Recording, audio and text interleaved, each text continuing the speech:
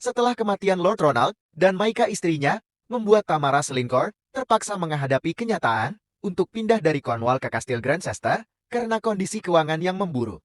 Tamara Slinkord yang terlanjur membenci keluarga kakak iparnya, terpaksa mengikuti saran sang pengacara. Kapal yang ditumpangi mendiang Sir Ronald dan kakak perempuannya karang, sampai terpaksa membayar ganti rugi kerusakan, hingga menjual rumah dan seluruh hartanya.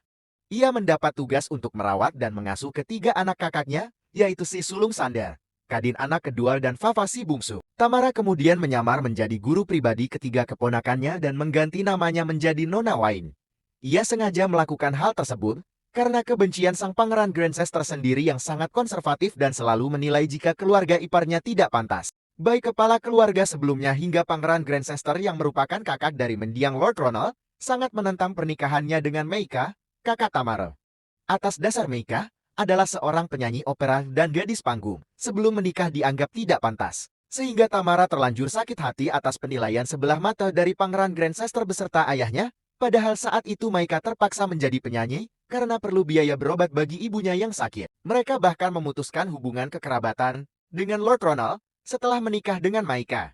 Walau dengan berat hati, Nona Wine selama perjalanan terus mengingatkan tentang nama dan status barunya sebagai guru keponakannya. Tamara Slinkord juga tidak berharap akan berhadapan dengan antagonis novel ciptaannya di dunia nyata, dan karenanya berharap surat penarikan bukunya tiba tepat pada waktunya mengingat teguran dari sang pengacara, Tuan Lawson. Semula di matanya sosok Pangeran Grantchester yang dianggap tirani, angkun, arogan, kejam, dan tak berperasaan.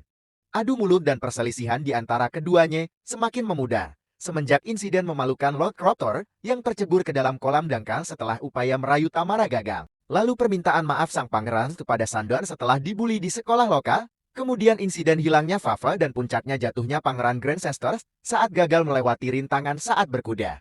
Di mana kemunculan Arthurian, sang penyelamat sekaligus sahabat Tamara Slinkord, sebelum pergi ke Kastil Grantchester, membuat Pangeran Grantchester yang semula didiagnosis mengalami kelumpuhan total karena patah tulang belakang menjadi sembuh total. Kini Tamara dilanda dilema antara rasa bersalahnya dan cintanya sama besarnya.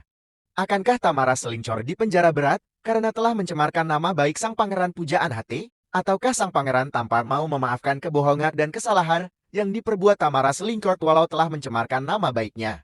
Mungkinkah sang penulis novel dan tokoh antagonis di dunia nyata bisa menjalin kisah romantis yang kekal abadi seumur hidup? Asal-usul Cornwall dimulai.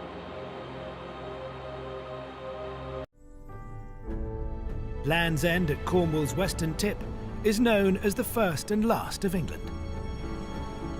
Like the Welsh and Scottish, the Cornish people are a distinct Celtic nation with their own language, and an enviable home in one of Britain's most evocative coastal landscapes.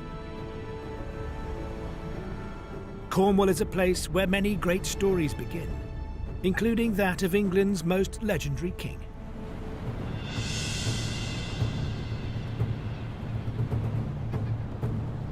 Here, perched on a dramatic headland in North Cornwall, is the ancient ruin of Tintagel Castle.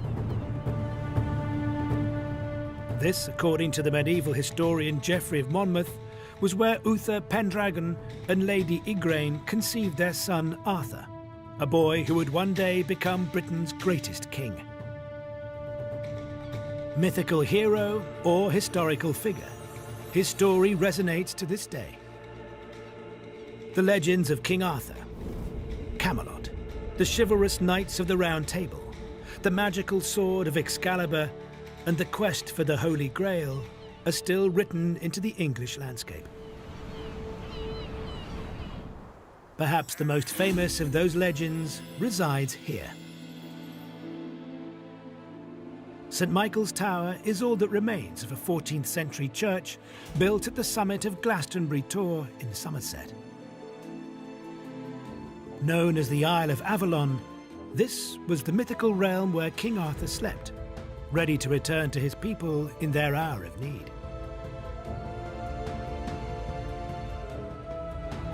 The great cone-shaped hill is one of England's most ancient spiritual sites, first pagan, then later, a place of Christian worship. It was even said to contain the Holy Grail, the cup used by Jesus at the Last Supper.